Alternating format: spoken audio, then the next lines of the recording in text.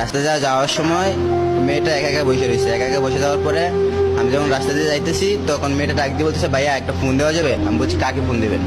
বলছে, আমার আম্মুকে ফোন দেবো। আমি ফোন দিব, এত রাত্রে বসে রয়েছে, কোনো কারণ হইতে হইতে বাট আমি ফোনটা দিচ্ছি, ওর আম্মুর সাথে কথা বলছে, আমি রাস্তায় কারা রয়েছি। বাতাসের কারণে ওর কথা আমি বুঝতে পারিনি।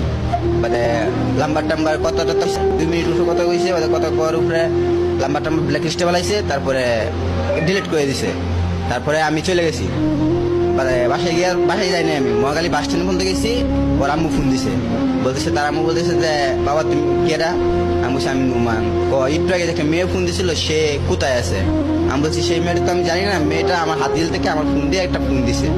বাদে বলতেছে, মেয়েটার মা বলতেছে যে, ওই মেয়েটা যেখানে আছে তুমি যায় ওরে ধরো, ও সুইসাইড করবো।